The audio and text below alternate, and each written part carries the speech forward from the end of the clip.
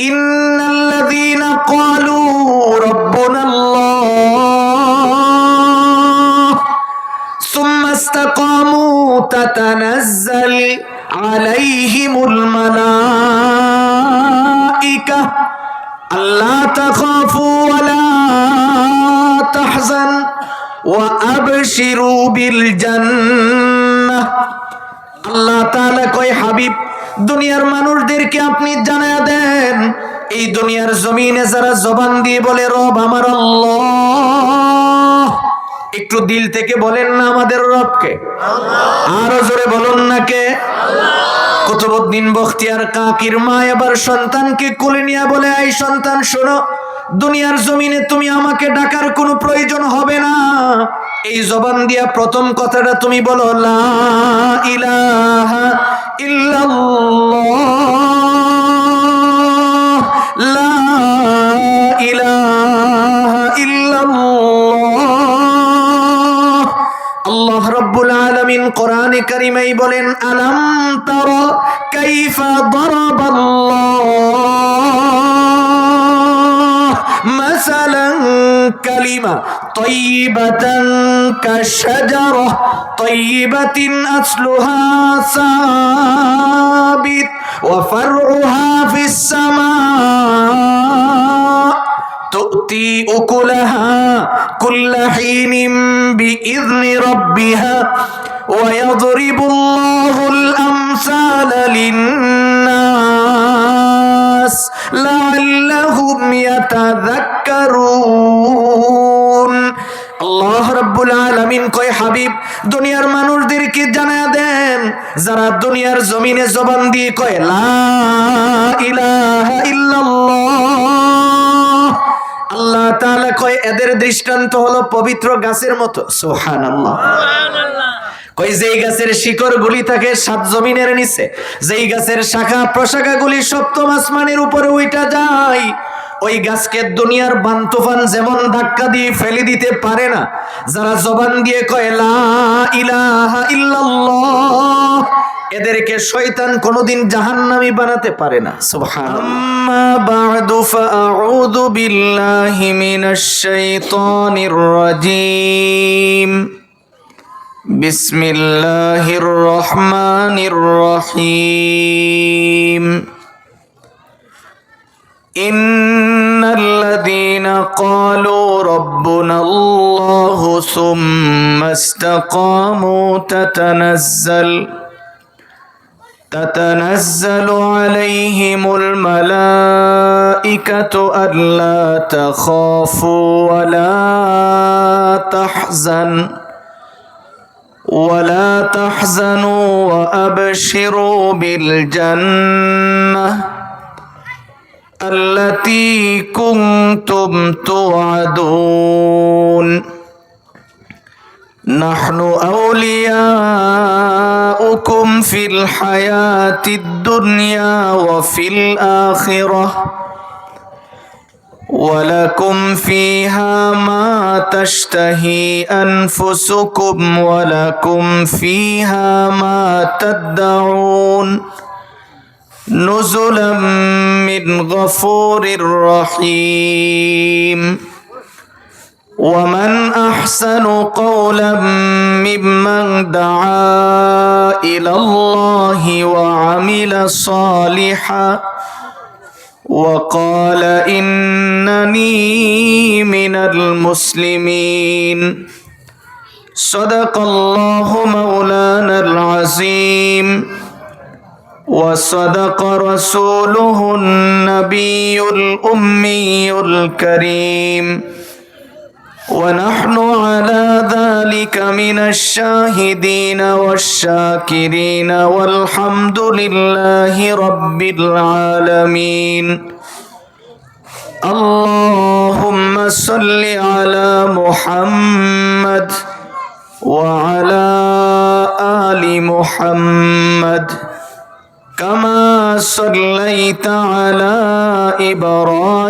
إبراهيم وعلى آل إبراهيم إنك حميد مجيد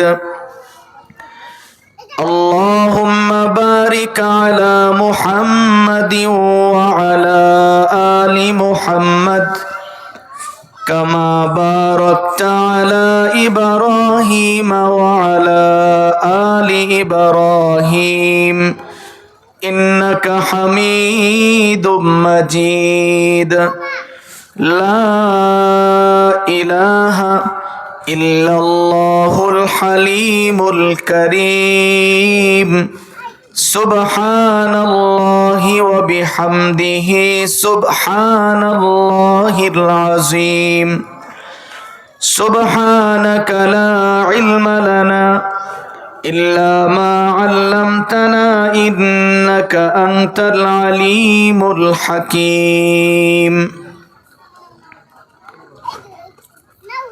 হাজী শামসুল হক নূর জামে মসজিদের উদ্যোগে আয়োজিত দ্বিতীয় বার্ষিক ওয়াজ ও দোয়ার মাহফিলের বর্তমান অধিবেশনের শ্রদ্ধাভাজন সভাপতি সাহেব দামাত বারাকাতুহুম, উপস্থিত দেশ ও জাতির কর্ণধার হযরত উলামায়ে কেরাম, অত্র এলাকার বিভিন্ন অঞ্চল থেকে আগত ইসলাম প্রিয় মুসলিম ভাইরা, পর্দার অন্তরালে অবস্থানরত অত্যন্ত নম্রভদ্র ফরদানিশীন মা ও বোন, মহান রব্বে করিমের নিকট শুকর আদায় করছি, যিনি অত্যন্ত দয়া করে মেহেরবানি করে আমাদের হায়াতটাকে দীর্ঘায়িত করে সুস্থ শরীরে আজকের এই মুবারক মজলিসে বসে জমানার শ্রেষ্ঠ মানব উলামায়ে কেরামের জবান থেকে কোরআন ও হাদিসের কিছু কথা শোনার তৌফিক দিয়েছেন। এই জন্য আমরা সকলেই পড়ছি আলহামদুলিল্লাহ। মুহতারাম ভাই, মাগরিবের পরের সময় এটা অত্যন্ত গুরুত্বপূর্ণ একটা সময়। আল্লাহ আমাদেরকে মেহেরবানি করে এই গুরুত্বপূর্ণ সময়টা একটা গুরুত্বপূর্ণ মজলিসেই বসার সুযোগ দিয়েছেন। আমি লম্বা চড়া বেশি কোনো কথা বলবো না, একেবারে সংক্ষেপ করে যতটুকু সম্ভব আপনাদের সামনে কিছু কথা বলার চেষ্টা করব। আল্লাহ যেন আমাকে ইখলাসের সহিত কিছু কথা বলার এবং আপনাদের সকলকে আমল করার নিয়তে শোনার তৌফিক দান করুন। সকলে বলে আমিন। আমার ভাই, আমি আপনাদের সামনে যে আয়াতে কারিমা তিলাওয়াত করেছি, সরাসরি আমি আমার আয়াতের ভিতরেই চলে যাব। তার আগে আপনাদের কাছে একটা আবেদন করব। প্রত্যেকজন মানুষের কথা বলার আলাদা একটা ধরন থাকে। আমার তবিয়ত হলো আমি একা ওয়াজ করি না, অর্ধেক আমার বাকি অর্ধেক আপনাদের। আমার সাথে একটু কথা বলতে হবে, বলবেন ইনশাআল্লাহ? একটু দিল থেকে বলুন আল্লাহ। আল্লাহ শব্দটা বলার সময় মুখটা গোল হয়, এই শব্দটা হৃদয় থেকে বলতে হয়। কারণ পৃথিবীতে আল্লাহর চেয়ে আপন কেউ নাই। যাকে আপনি আপন ভাবেন তিনি কিন্তু আপনার অরিজিনালি আপন না। আপনি একটু বিপদে পড়ে দেখেন তিনি আপনার পাশে নাই, সরে যাবে। এই জন্য রবের নাম যখন বলার সুযোগ হয় এটা দিল থেকে বলা চাই। দিল থেকে বলুন আল্লাহ আল্লাহ। যখন মনের ভিতরে খুব বেশি পেরেশানি থাকে, নীরবে কয়েকবার এই শব্দটা বলে দেখেন কি পরিমাণের প্রশান্তি আল্লাহ হৃদয়ে দিয়ে দেন। আমার ভাই, আসুন সরাসরি আমি আমার আয়াতের মধ্যে চলে যাই। আল্লাহ রব্বুল আলামিন বলেন, রসুল আপনি দুনিয়ার মানুষদেরকে বলেন যারা এই দুনিয়ার জমিনে নিজের জবান দিয়ে বলে রব আমার আল্লাহ। আমাদের রবকে কোনো সন্দেহ আছে? আমাদেরকে কে বানিয়েছেন? মজার একটা তথ্য শুনেন। হাদিস শরীফের মধ্যে রসুল বলেন একজন মানুষকে বানাইতে গিয়া আল্লাহ রব্বুল আলামিন তার পুরা বডিটা বানিয়েছেন ফিরিশতার মাধ্যমে। কেবল এই উপরের অংশটা, এই জবানটা, চেহারাটা আল্লাহ তার কুদরতি হাত ব্যবহার করেছেন। সুবহানাল্লাহ। কেন জানেন? এই চেহারার মধ্যে আল্লাহ তার কুদরতি হাত ব্যবহার করেছেন, এর ভিতরে আল্লাহ একটা জবানও দিয়েছেন, যেই জবান দিয়ে মানুষ বলে যে আমাদের রব আল্লাহ। শুধু এই শব্দটা শোনার জন্য আল্লাহ রাব্বুল আলামিন আপনার এই জবানটাকে এত সুন্দর করে বানিয়েছেন। তা আপনি যদি এই জবান দিয়ে সারাদিন খালি মানুষের দুশ্চর্চায় ব্যস্ত থাকেন, আমি আপনাদেরকে শুধু কয়েকটা কথা বলবো, আপনি রাত্রে শুয়ে শুয়ে এই কথাগুলি চিন্তা করবেন। মানা না মানা এটা অনেক পরের ব্যাপার। আল্লাহ যেহেতু আপনাকে ব্রেন দিয়েছে, আপনি শুয়ে শুয়ে একটু চিন্তা করবেন। এই যে আজকের এই আয়োজন, এই এলাকায় মানুষ কি কয়জন বলেন না, নাকি আরো আছে? আল্লাহ তো সবাইরে সব জায়গায় বসতে সুযোগ দেন না, এটাই তো তার বাস্তব প্রমাণ। কেউ হয়তো রাস্তায় আছেন, কেউ গড়ে আছেন, কেউ দোকানে আছেন, এখানে আসতে পারতেছেন না, মানে কি আল্লাহ সকলকে এই জায়গার জন্য কবুল করে নাই। তাহলে আল্লাহ যে আপনার এই জায়গায় বসার সুযোগ দিছেন, খুশি হয়েছেন তো? দিল থেকে খুশি হলে বলেন সুবহানাল্লাহ, আলহামদুলিল্লাহ, লা ইলাহা ইল্লাল্লাহ। এবার আসুন আমরা বোঝার চেষ্টা করি। আল্লাহ রাব্বুল আলামিন বলেন, রাসূল আপনি বলেন, যারা দুনিয়ার জমিনে এই জবান দিয়ে বলে রব আমার আল্লাহ, এই কথাটার উপরে ধৈর্য ধারণ করে মরণ পর্যন্ত এই কথার উপরে সে অটল থাকে, অবিচল থাকে। এবার আল্লাহ রাব্বুল আলামিন কয়, তাতানাজ্জালু আলাইহিমুল মালাইকা, যদি তার প্রয়োজন হয় আমি আসমান থেকে ফেরেশতা দিয়ে তাকে হেফাজত করি।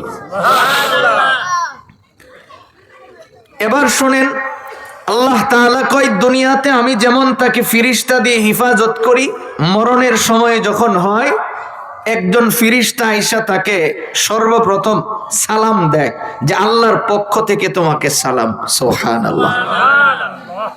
তাফসীরে কাবীরের মধ্যে লেখা হয়, সালাম দিয়া ফেরেশতা কাছেই বসে থাকেন, এমন সময় আজরাইল তার রূহটা বের করেন। তো এই আজরাইল রূহ বের করার আগেই যিনি আসমান থেকে আইসা সালাম দেয়, ইনি ওই বান্দার কানে কানে বলে তোমার দুইটা সুসংবাদ, আল্লাহ তাখাফু ওয়ালা তাহসান, তোমার কোনো দুনিয়ার কোনো ভয় নাই, মরণের কোনো টেনশন নাই। সুবহানাল্লাহ। এবার কয় ওয়া আবশিরু বিল জান্নাহ, তুমি জান্নাতের সুসংবাদ গ্রহণ করো। এখন বলেন তো, কোনো মানুষ যদি জান্নাতের সুসংবাদ গ্রহণ করার পরে তার কি আর কোনো প্রকারের ভয়ভীতি থাকে? না। তাহলে আসুন এইটুকুন হলো মূল কথা। এবার আমি একটু ব্যাখ্যা বিশ্লেষণের দিকে তাকাই। আল্লাহ রাব্বুল আলামিন যে বললেন, যারা জবানে এই কথা বলে যে আমাদের রব আল্লাহ, এই কথাটা শুধু জবানে বলা না, এটা হৃদয়ে থাকা চাই। কোন জায়গায় থাকা চাই? সাহাবায়ে কেরাম 23 বছর নবীজির জবানের নসিহত শুনছেন। বলেন কতদিন? 23 বছর। নবীজির হায়াতে জিন্দেগি কতদিন ছিল? মাশাআল্লাহ, বলেন না কত বছর? 40 বছর নবুয়তের আগে। নবুয়ত পাওয়ার পরে কতদিন? মাত্র 23 বছর। এর ভিতরে 13 বছর মক্কায় শেষ, কষ্টের সময়, আর মাত্র 10টা বছর মদিনাতে ছিল। এই 23 বছরের জিন্দিগির ভিতরে নবীজির কথা শুইনা সাহাবায়ে কেরামের এত পরিমাণে ফায়দা হয়েছে, আল্লাহ কোরআনে কারিমায় বলে দিয়েছেন রাদিয়াল্লাহু আনহুম ওয়া রাদু আন, যে এই সাহাবীদের উপরে আমি যেমন রাজি খুশি, তারাও আমার উপরে রাজি খুশি। আমার ভাই, তাহলে আমরা বুঝতে চেষ্টা করি, আল্লাহ রাব্বুল আলামিনের উপরে বিশ্বাস রাখা এবং জবানে রবের কথা বলা, এটা বুড়া হলে শিখতে হয় না, এটা ছোট থেকেই শিখা লাগে। কথা বলুন ঠিক কিনা? কারণ দুইটা দৃষ্টান্ত শোনাবো হাদিসের আলোকে, তাহলে আপনি বুঝতে পারবেন যে বুড়া হয়ে কোনো মানুষ রবকে চিনে না, চিনতে হলে তার বাচ্চা বয়সেই চিনতে হয়। দুনিয়ার জমিনে মানুষ যখন জন্মগ্রহণ করে, আশরাফ আলী থানভী রহমতুল্লাহ আলাইহি লিখেন, এই সন্তানটা মায়ের বাসায় কথা শিখতে সময় লাগে 2 বছর। বলেন কতদিন? 2 বছর। কম বেশ হয়, স্বাভাবিকভাবে 2 বছর সময় লাগে। কথা শিখা শেষ হলে আল্লাহ রব্বুল আলামিন তারে যে এই জবান দিয়া কথা শিখাইছেন, এই কথাটা কখন কোন জায়গায় বলতে হয় এটা শিখতে কোনো মানুষের বাকি হায়াত চলে যায়, এরপরও সে শিখতে পারে না। তাহলে আমরা বুঝতে চেষ্টা করব, মানুষ দুনিয়ার জমিনে মানুষ তখনই হয় যখন সে আল্লাহকে চিনে। বলেন কাকে চিনে? আল্লাহ রব্বুল আলামিনকে যারা চিনেন না তারা মানুষ হতে পারে না। খালি মানুষের ঘরে জন্ম নিলেই মানুষ হয় না।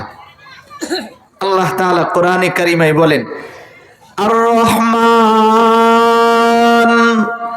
আল্লামাল কুরআন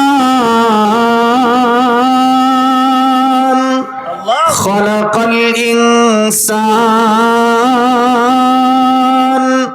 আল্লামাহুল বায়ান। আমার ভাইজান, আল্লাহ রাব্বুল আলামিন বলেন, হাবিব দুনিয়ার জমিনে আপনি ওদেরকে জানায়া দেন, রহমান তো তিনি যিনি বানিয়েছেন মানুষকে। আল্লাহ তাআলা কয় আর রহমান আল্লামাল কুরআন খলাকাল ইনসান। আল্লাহ তাআলা নিজেই বলেন, শুনেন নবী, দুনিয়ার মানুষগুলির আপনি জানায়া দেন, রহমানের পরিচয় বুঝাইতে যায় আপনি বলেন না, রহমান তো যিনি সর্বপ্রথম বান্দাকে কোরআন শিখিয়েছেন। সুবহানাল্লাহ। কারণ কোরআন শিখার দ্বারা মানুষ হয়, কোরআনের তিলাওয়াতের দ্বারাই মানুষ হয়। কোরআন ছাড়া কোনোদিন মানুষ রবের পরিচয় পায় না। ইতিহাস প্রমাণ করে এই পৃথিবীর জমিনে একজন বুজুর্গ ছিলেন, যার ইন্তেকালের সময় তিনি ঘোষণা করছেন, আমার জানাজার নামাজ যদি পড়াতে হয় এমন মানুষ পড়াবে যেই মানুষের জীবনে আসরের সুন্নত নামাজও কোনোদিন কায়দা হয় নাই। সুবহানাল্লাহ। আপনি চিন্তা করে দেখেন, ফরজ তো অনেক পড়ে, যার জীবনে কোনোদিন আসরের নামাজের সুন্নতও কায়দা হয় নাই, এমন একজন ব্যক্তি আমার জানাজা পড়াবেন, ওই ব্যক্তিটাকে কুতুবউদ্দিন বখতিয়ার কাকি রহমতুল্লাহি আলাইহি, যিনি ইন্তেকালের আগে ওসিয়ত করলেন যে আমার মরার পরে আমার জানাজা এমন লোক দিয়া পড়াইবা যেই লোক তার জীবনে কোনোদিন আসরের নামাজও কায়দা করেন নাই। তো যিনি এই কথা বলছেন, তো তিনি কত বড় বুজুর্গ ছিলেন। কাবাগরের প্রসিদ্ধ একটা জায়গা হজরে আসওয়াদ এবং কাবার চৌকাট মাঝামাঝি যেই জায়গা, এই জায়গাটার নাম হলো মুলতাজাম। এই জায়গায় দাঁড়িয়ে দাঁড়িয়ে তিনি দোয়া করতেছেন। এমন সময় খাদিম গিয়া কয়, হুজুর আপনি যে এখানে দাঁড়ায় দাঁড়ায় দোয়া করতেছেন, আপনি জানেন কি একটু আগে যে আপনি ফতোয়া দিছেন এটা তো সরকারের বিরুদ্ধে চলে গেছে। বাদশাহ এবার লোক পাঠাইছে আপনারে ধরে নিয়ে শুলিতে চড়াইয়া দিব। এবার কুতুবউদ্দিন বখতিয়ার কাকি ওই জায়গায় হাত দিছেন, হাত দিয়া মুলতাজামে হাত দিয়া যে কোনো দোয়া করে সঙ্গে সঙ্গে আল্লাহ তাআলা এই দোয়া কবুল করেন। সুবহানাল্লাহ। হাত দিয়া কয়, মালিক আমি তো তোমার কথা বলছি, আমি তো তোমার কথা বলছি, আমি তোমার কথা কইলে আমার ফাঁসি হবে কেন, হইলে তো তোমার হওয়ার কথা। আল্লাহ তুমি এবার দেখো। শুধু এইটুকুন কথা বলছে, কিছুক্ষণ পরে খাদেম আইসা দৌড়ায় কয়, হুজুর কি দোয়া করলেন? যেই লোক আপনারে দৈরা নিতে আইছিল সে যে গুড়ার পৃষ্ঠে ছোয়ার হয়ে আসছিল, গুড়া ঝাড়া দিয়া তরে নিচে বালাই দিছে, দিয়া নিজের পা দিয়া পেটের মধ্যে এমন জোরে পাড়া দিছে, পিষ্ট হয়ে আসে সঙ্গে সঙ্গে মরে গেছে। এই কুতুবউদ্দিন বখতিয়ার কাকির ইতিহাস প্রমাণ করে তিনি এত বড় বুজুর্গ এমনিতেই হয় নাই, ওনার জন্মের কিছুদিন আগে তার বাবার ইন্তেকাল হয়ে গেছে। একটা মা তিনিই জানে যে স্বামী যদি না থাকে আর পেটে যদি সন্তান থাকে কি কষ্ট করে এই সন্তানটাকে দুনিয়ার মুখ দেখাতে হয়। অনেক কষ্ট করে কুতুবউদ্দিন বখতিয়ার কাকির মা সন্তান জন্ম নিছেন, নেওয়ার পরে এখন এই সন্তানের নামকরণ করলেন। সন্তানকে আস্তে ধীরে ধীরে খুব ভালোবাসা দিয়ে বড় করতেছেন, অত্যন্ত হৃদয় থেকে গভীর থেকে ভালোবাসা দিয়ে আদর যত্ন করে আস্তে ধীরে ধীরে যখন বড় করছেন, এলাকার লোকজন আইসা কুতুবউদ্দিন বখতিয়ার কাকি টুকটাক কথা বলতে পারে, 1-1.5 বছর বয়স, লোকজন আইসা তারে সান্ত্বনার বাণী শোনায়, এই ছেলে বড় হয়ে আমার সাথে কোনোদিন বেয়াদবি করো না, মাকে খুব ভালোবাসা নিয়ে ডাকবা, কারণ আমরা দেখছি তোমার মা তোমার জন্য কি পরিমাণের কষ্ট করতেছে।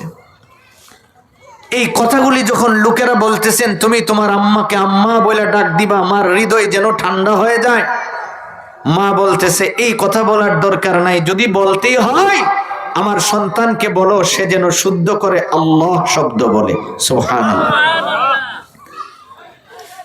আমার ভাইজান, এই জন্যই তো রব্বুল আলামিন বলেন, পৃথিবীর মানুষ শোনো, যারা দুনিয়ার জমিনে জবান দিয়ে বলে আমাদের রব আল্লাহ, আল্লাহ তাআলা এই জন্যই তো কোরআনে কারিমেই বলেন, ইন্নাল্লাযীনা ক্বালু রাব্বুনাল্লাহ সুম্মা ইস্তাকামু তাতানাজ্জাল আলাইহিমুল মালাইকা আল্লা তাখাফু ওয়া লা তাহজান ওয়া আবশিরু বিল জান্নাহ। আল্লাহ তাআলা কয়, হাবিব দুনিয়ার মানুষদেরকে আপনি জানায়া দেন, এই দুনিয়ার জমিনে যারা জবান দিয়ে বলে রব আমার আল্লাহ, একটু দিল থেকে বলেন না আমাদের রবকে, আরো জোরে বলুন না কে? কুতুবউদ্দিন বখতিয়ার কাকির মা এবার সন্তানকে কোলে নিয়ে বলে, এই সন্তান শোনো, দুনিয়ার জমিনে তুমি আমাকে ডাকার কোনো প্রয়োজন হবে না, এই জবান দিয়া প্রথম কথাটা তুমি বলো লা ইলাহা ইল্লাল্লাহ, লা ইলাহা ইল্লাল্লাহ। আল্লাহ রাব্বুল আলামিন কোরআনে কারিমেই বলেন, আলাম তারা কাইফা দারাবাল্লাহ মাসালান কালিমা তাইয়িবাতান কাশজারাহ তাইয়িবাতিন আসলুহা সাবিত ওয়া ফারউহা ফিস সামা تؤتي أكلها كل حين بإذن ربها ويضرب الله الأمثال للناس لعلهم يتذكرون। আল্লাহ রাব্বুল আলামিন কয়, হাবিব দুনিয়ার মানুষদেরকে জানায়া দেন, যারা দুনিয়ার জমিনে জবান দিয়ে কয় লা ইলাহা ইল্লাল্লাহ, আল্লাহ তাআলা কয় এদের দৃষ্টান্ত হলো পবিত্র গাছের মতো। সুবহানাল্লাহ। কই যেই গাছের শিকড় গুলি থাকে সাত জমিনের নিচে, যেই গাছের শাখা প্রশাখা গুলি সপ্তম আসমানের উপরে উইঠা যায়, ওই গাছকে দুনিয়ার বান তুফান যেমন ধাক্কা দিয়ে ফেলে দিতে পারে না, যারা জবান দিয়ে কয় লা ইলাহা ইল্লাল্লাহ, এদেরকে শয়তান কোনোদিন জাহান্নামী বানাতে পারে না। সুবহানাল্লাহ। এবার কুতুবউদ্দিন বখতিয়ার কাকির মা এই সন্তানকে বলে, তুমি যখনই সময় পাইবা তো এই জবান দিয়ে পড়ো লা ইলাহা ইল্লাল্লাহ, এই শব্দ ছাড়া আর কোন শব্দ তোমার বলার দরকার নাই। মা এবার সন্তানকে এই শব্দগুলি শিখাচ্ছেন।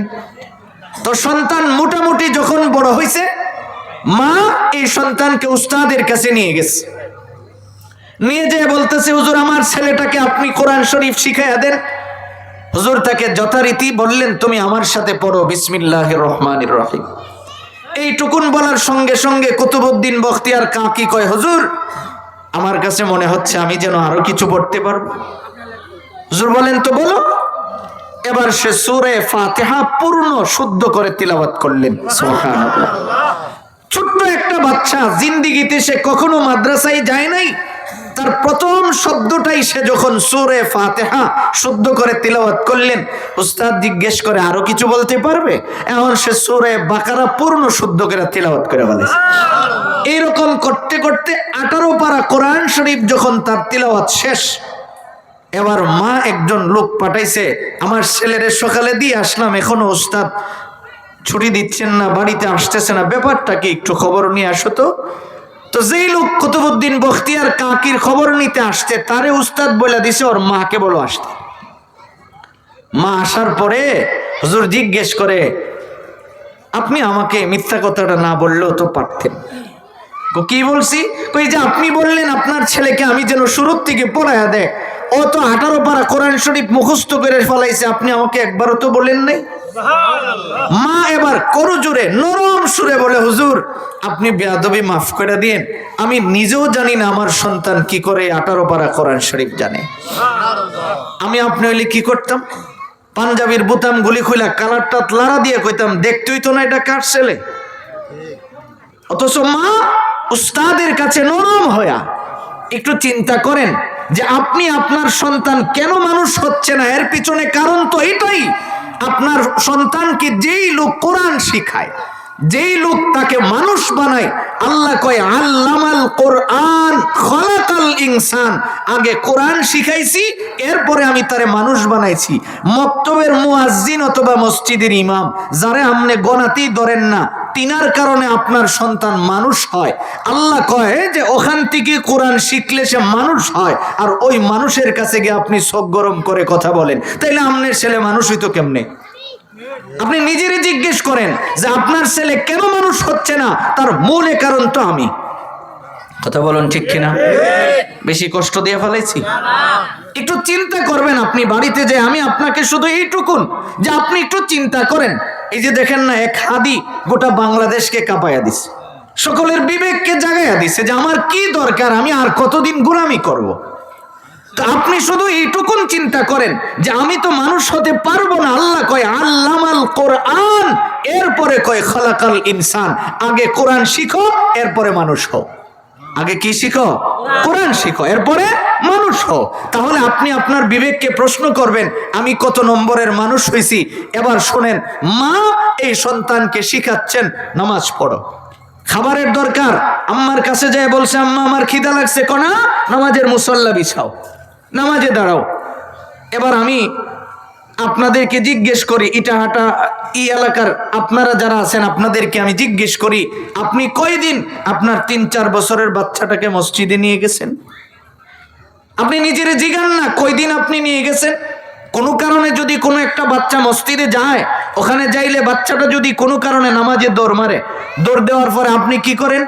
সালামটা ফিরাইয়ে সবার আগে রেডি হয়ে দাঁড়ায় যান, আই কার ছেলে মসজিদে এসে নামাজে ডিস্টার্ব করে। আপনি যদি আপনার সন্তানকে পাশে দাঁড় করে নামাজ না শিখালেন, তো নামাজটা শিখবো কোন জায়গা থেকে বলেন? সে নামাজ শিখবি কোন জায়গা থেকে? কে শিখাবে তাকে নামাজ? আপনার আদর্শ তো এটাই ছিল, আপনার সন্তানকে আপনি আগে শিখাবেন, পাশে দাঁড় করায়া নামাজ শিখাবেন। আপনি নিজের তো নামাজ পড়েন না। একটা গল্প মনে হয়েছে শোনায়, এক লোক মৌলভী বাড়িতে গিয়ে বিয়া করছে। ও বাজারে কামারের কাজ করে। তো কামারের কাজ যে করে, কামার কি বানায় বলেন না? কি বানায়? দাও কুড়াল বানায়। তো অত জিন্দিগিতে নামাজ কখনো পড়ে নাই, নামাজ জানেও না। শ্বশুর বাড়িতে মোল্লা বাড়িতে কোনো কারণে বিয়ে হয়েছে, এখন বাড়িতে গেছে। তার ওয়াইফ তাকে বলতেছে, শোনো, তার ওয়াইফ তাকে বলতেছে, শোনো, তোমার বাড়িতে নামাজ পড়ো আর না পড়ো অসুবিধা নেই, কিন্তু আমার বাড়িতে যাইছো, যদি নামাজ না পড়ো আমাদের বংশের একটা মর্যাদা আছে। তো বংশের মর্যাদা অনুযায়ী তুমি নামাজ আদায় করতে হবে, মসজিদে যেতে হবে। এই কথা বলার সঙ্গে সঙ্গে সে বলতেছে, আমি মসজিদে গিয়ে কি করব? আমার আব্বার সাথে যাইবা, আব্বা যা করে তাই করবা। এবার শ্বশুরের সাথে সে মসজিদে গেছে, যা নামাজে দাঁড়াইছে। এখন ভাঙাচোরা মসজিদ, তো নামাজে দাঁড়ানোর পরে শ্বশুরের লুঙ্গির নিচে বল্লা ঢুকছে।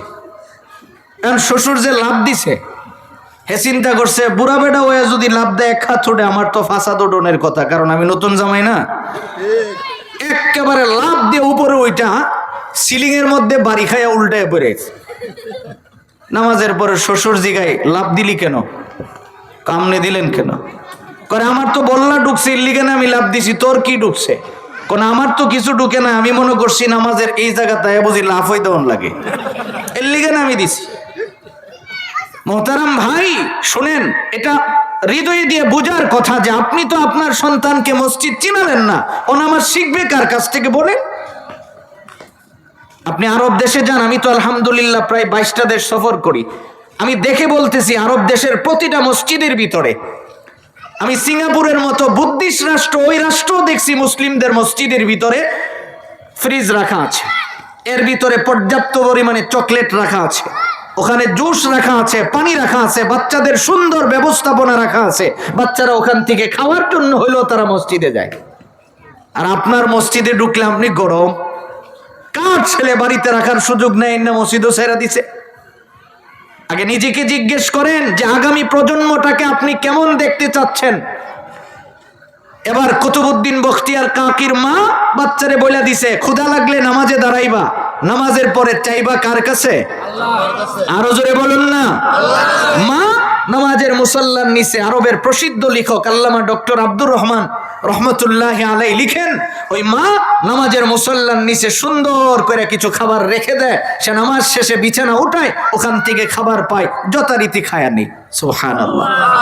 দুয়ার পরে খাবার রেডি হয়, ও মনে করতেছে এইভাবেই খাবার হয়। একদিন মা তার খাবার দিতে মনে নাই, কি এক জরুরতে বাহিরে গেছে, কিন্তু ছেলে তো যথারীতি আইসা নামাজের সময়, অর্থাৎ খিদা লাগছে, নামাজের মুসল্লা বিছায় নামাজে দাঁড়ায় গেছে। দাঁড়ায় নামাজের সালাম ফিরানোর পরে যথারীতি বিছানা আলগি দিছে, দেখে অন্য দিনের মতো এখানেই খাবার রাখা আছে। সুবহানাল্লাহ। এই খাবার উঠাইয়া একটু খাবার যখন মুখে দিলেন, দেখে অন্য দিনের স্বাদের সাথে আজকের স্বাদের কোনো মিল নাই। সে দেখলো অন্য দিনের তুলনায় আজকের খাবারের স্বাদ অনেক বেশি।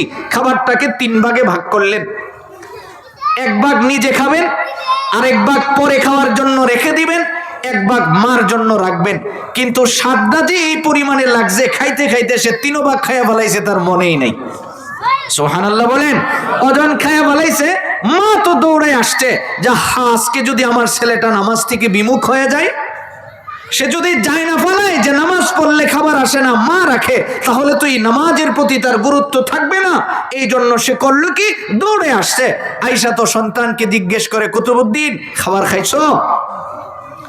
ছেলে মুচকে হাসি দেয়া কয়, মা আজকে আপনি নাই, ভালোই হয়েছে, অন্য দিনের চেয়ে আজকে তো মজার খাবার খাইছি। সুবহানাল্লাহ।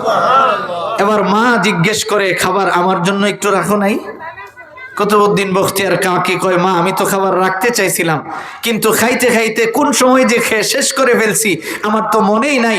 এবার মা তারে জড়াইয়া ধরে কয়, আমি আবার সফল, কারণ আমি তোমাকে আল্লাহ চিনাইয়া দিছি, তোমার চেয়ে আমার ইখলাস কম বিদায় দুনিয়াতে রাইখা আল্লাহ তোমারে জান্নাতের খাবার খাওয়াইছেন, আমাকে খাওয়াবেন না, এই জন্য আল্লাহ খাবারটা শেষ করে দিছেন।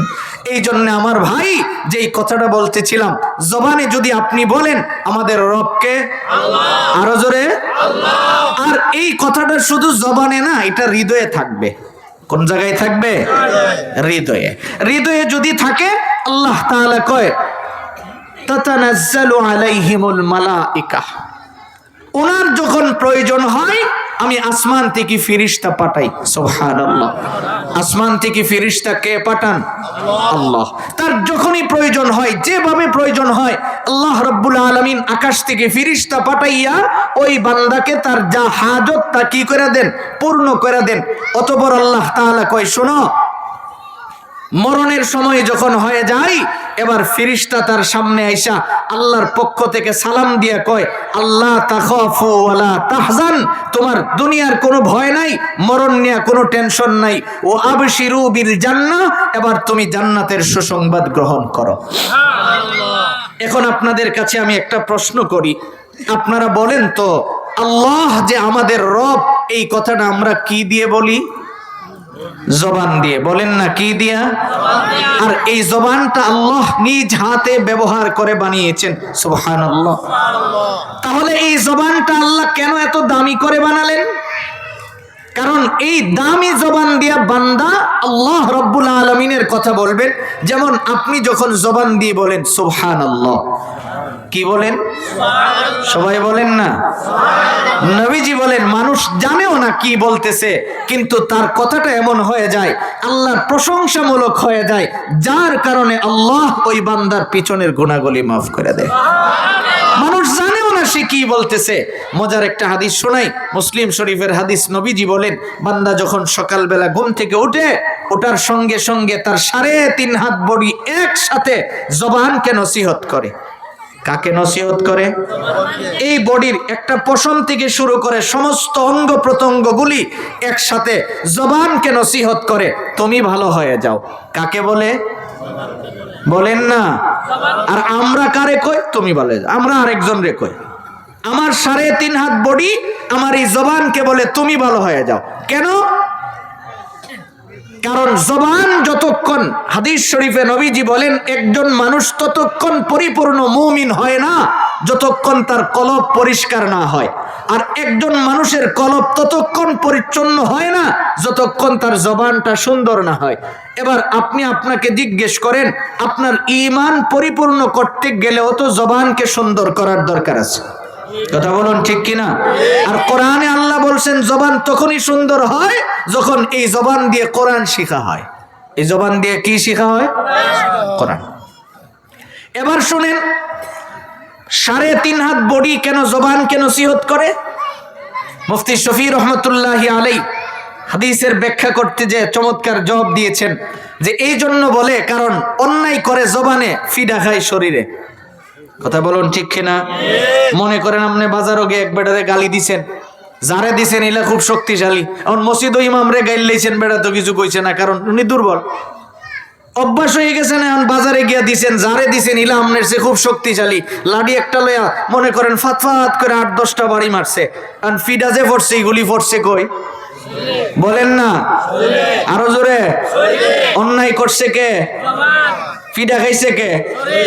এই জন্য জবান কয় তুমি, শরীর কয় তুমি ভালো হয়ে যাও, কারণ তুমি ভালো হইলে আমরা ভালো, তুমি যদি অন্যায় করো ফিডাও তো আমরা রেখাউন লাগবো। এই জন্য নবীজি বলেন শোনো, তুমি মরণের সময় যদি ঈমানের সহিত মরতে চাও, তোমার যদি এই ধারণা থাকে ফেরেশতা যেন আয়েশা তোমাকে সালাম দেয়, তুমি জবানটাকে সুন্দর করে ফেলাও। সুবহানাল্লাহ। আর জবান সুন্দর কি করে হয়? কোরআনের তেলাওয়াতের মাধ্যমে। বলুন না কিসের মাধ্যমে হয়? আরো জোরে বলেন কিসের মাধ্যমে হয়? কোরআনের তেলাওয়াতে। এবার আসুন আপনাদেরকে শেষ দুইটা কথা শোনাবো। জবানের কারণেই মানুষ দামি হয়, আবার জবানের কারণেই মানুষের অসম্মানী হয়। এটা ওয়াজ করে বোঝানো লাগতো না, একটু চিন্তা করলেই দেখবেন জবানের দ্বারাই মানুষের সম্মান বাড়ে, আবার জবানের দ্বারাই মানুষের সম্মান কমে। এখন শুনেন, আপনার জবান ততক্ষণ পর্যন্ত আপনি সেভ করতে পারবেন না যতক্ষণ এই জবানে লা ইলাহা ইল্লাল্লাহ এই শব্দটা না উঠাবেন। এখন আপনি আপনারে জিজ্ঞেস করেন, আপনি সারাদিন এই জবান দিয়ে কি করেন? সকাল থেকে সন্ধ্যা পর্যন্ত এই জবানটা শুধু ব্যবহার হয় মানুষের দোষ ত্রুটি আলোচনা করে। কথা বলুন। সারাদিন আমার কাম খালি মানুষের দুষ্কর, সারাদিন আমি মনে করি আমার বুঝে আর কোনো কাজ নাই, আমার একটাই কাজ, দোকানে বসি, স্টলে বসি, এমনকি মসজিদের বারান্দায়ও যদি বসি, আমার কাজ হলো সারাদিন অন্যের সমালোচনা করা, আমার সার্ভে করা। এটা যে বাংলাদেশের সমস্ত ইমামরা, আরব দেশ না, বাংলাদেশের সমস্ত ইমামরা শুধু মুসল্লির এই বদনামের কারণে সবার আগে জান্নাতে যাবো, সুযোগ পাইলে হুজুরের দোষ। আচ্ছা, আপনি যে দোষটা কইতাছেন আপনি বুঝালেন আপনার কদ্দুর লাভ হইছে। বুখারী শরীফের হাদিস, রাসূল কয় হাসরের দিন একজন মানুষ দাঁড়াবে, তার আমলের অভাব থাকবে না, ফরজ, ওয়াজিব, সুন্নত, মুস্তাহাব, নফল সমস্ত আমলের পাহাড় নিয়ে তিনি দাঁড়াবেন।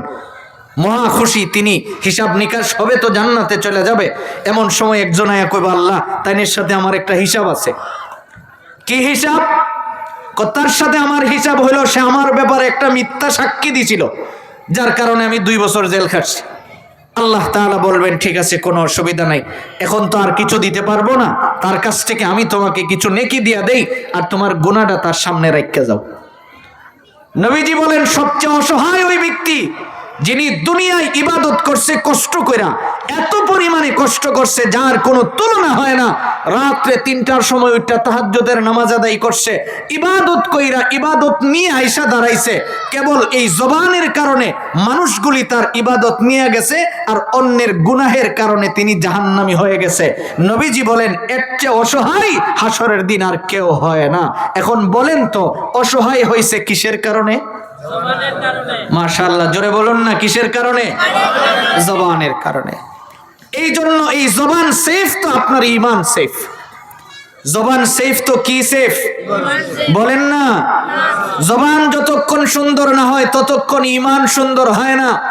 আমার ভাই, আপনাদের কাছে আমার শেষ কথা এটাই, আপনি আজকে বাড়িতে শুয়ে শুয়ে আপনার জবানকে জিজ্ঞেস করবেন, নিজেকে জিজ্ঞেস করবেন যে আমার এই জবান দিয়ে আমি জীবনে এমন কত কথা বলছি যেইগুলি মানুষের সামনে বললে যেমন পরে মনে হইলে লজ্জা পাওয়া যায়, এমন কত কথা বলছি।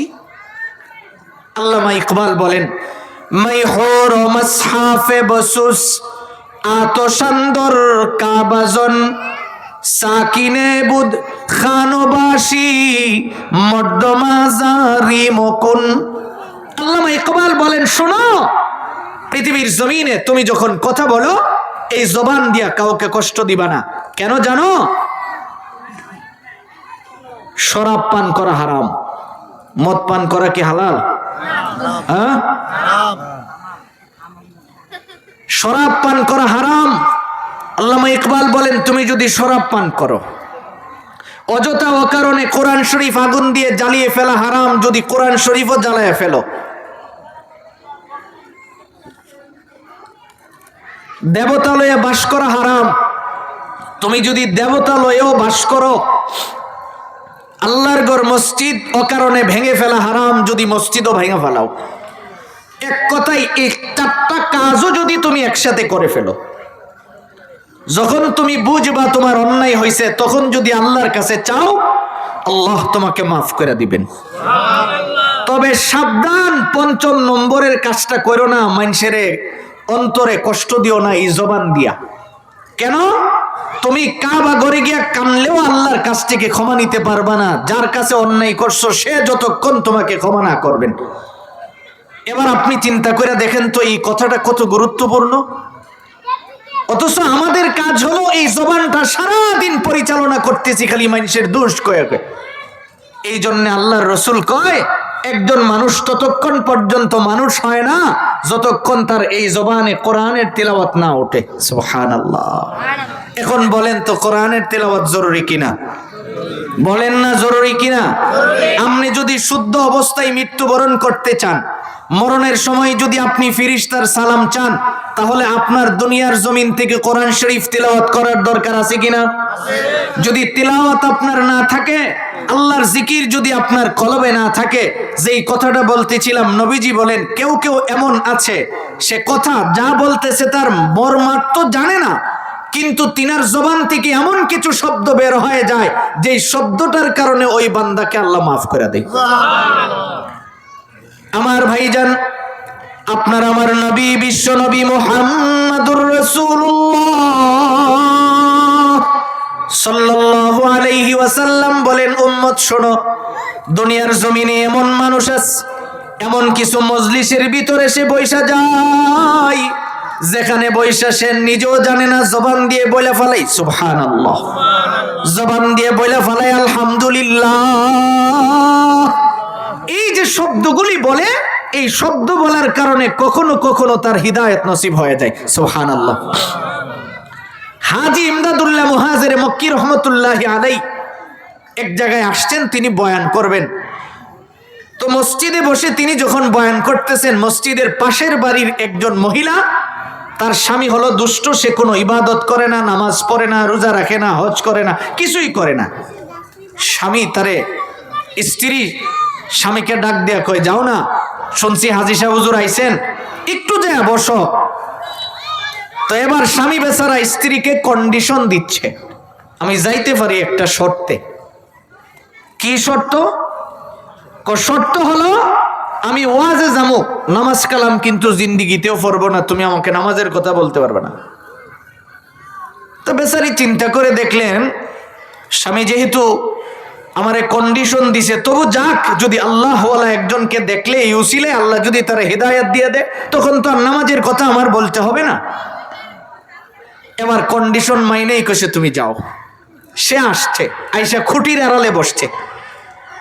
আল্লাহর কুদরত দেখেন, হাজী ইমদাদুল্লাহ মুহাজির মক্কি রহমতুল্লাহি আলাইহি এরকম সবার দিকে তাকায় যখন কথা বলতেছেন, ওই ছেলেটা দেখতেছে বারবার তার নজর, হুজুরের নজর খালি তার উপরে পড়তেছে। এখন হুজুর কয় সামনে আয়, কইছে এদিকে সামনে আয়, ও মনে করছে ওরে কইছে, কাছে বসে। এবার হাজী সাহেব হুজুর বয়ান শেষ করে কয়, হাত উঠাও। এখন সবাই উঠাইছে, কয় বলো আর জীবনে নামাজ কায়জা করবো না। হ্যাঁ কয়, আমি তো কন্ডিশন দিয়েছি নামাজ পড়বো না, তখন কেমনে কইমো? কিন্তু এখন হুজুর যে বলছে, চোখে চোখে ছায়া তো আর চুপ থাকুন যায় না। হুজুর কয় জোরে বলো, কারণ বুজুর্গ উলামায়ে কেরামের এই নজর মানুষের কত কাজে লাগে আপনি দেখেন। জোরে বলো বলছে। ওই যে নবীজির সাহাবী সাইয়্যিদুনা বেলাল আজান দিচ্ছেন, কত দামি বেলাল, নবীজির মুয়াজ্জিন আজান দিতেছে, ছোট ছোট বাচ্চারা ওই বেলালের আজানের সাথে সাথে ভেঙাইতেছে। তো নবীজি আনাস ইবনে মালিক রে কয়, ওরে দৌড়ানি দিয়ে দৌড়ে লই আয়। তো দৌড়ানি দিছে, সবাই দূরে চলে গেছে। বেবলা মার্কা কিছু লোক থাকে না, এর মধ্যে একজন ছিল আবু মাহজুরা, ও দৌড় দিয়ে পড়ে গেছে, আর বেলাল পিছনতে থাবা দিয়ে দৌড়া রাসূলের কাছে নিয়ে আসছে। আসার পরে নবীজি কয়, কি কইছিলে? ও চুপচাপ দাঁড়ায় রয়েছে, কিছু কয় না। এবার নবীজি তার এই সামনের চুলগুলির মধ্যে এরকম মুষ্টিবদ্ধ করে ধরে বলছে, কি বলছিলে বল। এবার আবু মাহজুরা আজান দিতে শুরু করলেন। সুবহানাল্লাহ। আজান দিতে শুরু করছে, ওই বেলাল যা বলছে ও বলতেছে। এখন আশহাদু আন্না মুহাম্মাদুর রাসূলুল্লাহর জায়গায় চুপ করে গেছে, আর কয় না। নবীজি কয় বল, চুপ, কিছু কয় না। নবীজি আবার কয় বলস না কে? তিনবার যখন দমক দিয়ে বলছে, এখন কইছে আশহাদু আন্না মুহাম্মাদুর রাসূলুল্লাহ। এই শব্দটা আবু মাহজুরা যে বলছে, ওই সাহাবী কয় আমার হৃদয়ে এইভাবে ঢুকছে, আমি মরণের সময় আমার সামনে আজরাইল যখন আসছে তখনও আমি এই শব্দটা সমস্বরে পড়তে পারছি, ওই যেইভাবে নবীজির সামনে পড়ছিলাম। সুবহানাল্লাহ। কারণ কখনো কখনো কিছু শব্দ হৃদয়ে এমন ভাবে ঢুইকা যায় যেই শব্দগুলি সব ভুলে যায়, কিন্তু ওই শব্দগুলি ভুলে না।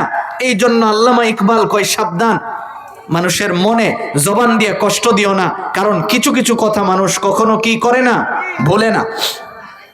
এবার শুনেন যে এই কথাটা বলতেছিলাম, ইমদাদুল্লাহ মুহাজিরে মক্কি কয় কও নামাজ কায়জা করব না, হ্যাঁ কয় নামাজ কায়জা করব না, মনে মনে নিয়ত তো নামাজ পড়তাম হই না। হুজুর দোয়া করলেন, বয়ান শেষ, বাড়িতে গেছে, যায় শুইছে। রাত্র যখন গভীর হইছে, তো এখন রাত্র যখন গভীর হইছে, গভীর হওয়ার পরে ফজরের আজানের আগেই দেখে তার হাতের এই অংশ থেকে চুলকানি শুরু হয়েছে। দুটোটা হাত তার এদিক থেকে চুলকাচ্ছে, তার মুখ চুলকাইতেছে, উজুর নিচের অংশ পাটা চুলকাইতেছে। এই যে একটা চুলকানি উঠে গেছে, তার ঘুম ভেঙে গেছে।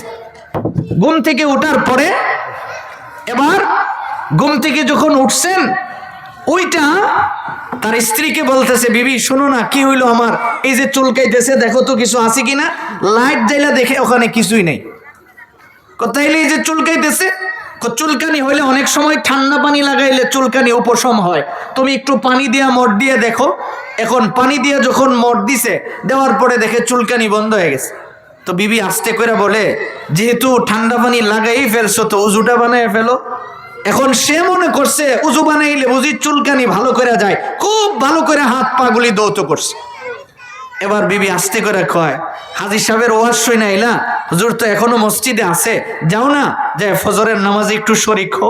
তো চিন্তা করছে উজুটা যেহেতু কষ্টের কাজ, আর উজু যেহেতু বানাইই ফেলছি, তাইলে যাই মসজিদে, এখন আর যাইতে অসুবিধা কি। গেল, নামাজ পড়লো। ইতিহাস প্রমাণ করে যখন আজানের সময় হয় অটোমেটিক তার হাতের মধ্যে চুলকানি শুরু হয়ে যায়। এরকম করতে করতে তার অভ্যাস হয়ে গেছে, এখন সে 5 ওয়াক্তের নামাজি হয়ে গেছে, তার চুলকানিও বন্ধ হয়ে গেছে। সুবহানাল্লাহ। এই জন্য আমার ভাই, এই সকল মাধ্যমগুলি হিদায়াতের থাকে, এই সকল আয়োজনগুলি হিদায়াতের আয়োজন হয়। কখন কোন কথায় কার হিদায়াত হয়ে যায় এটা পৃথিবীর কেউ জানে না, একমাত্র জানেন কে? আল্লাহ। আরো জোরে বলুন না, আল্লাহ। এই জন্য আমি আপনাদের সামনে যে আয়াতে কারিমা তিলাওয়াত করেছিলাম, আল্লাহ রাব্বুল আলামিন কয়, রাসূল আপনি দুনিয়ার মানুষদেরকে বলেন, যারা দুনিয়ার জমিনে বলে রব আমার আল্লাহ, এই কথাটা মরণ পর্যন্ত হৃদয়ে রাখে, আল্লাহ কয় তাতানাজ্জালু আলাইহিমুল মালাইকা, প্রয়োজন হলে আসমান থেকে আমি ফেরেশতা দিয়ে তাকে হেফাজত করি। সুবহানাল্লাহ।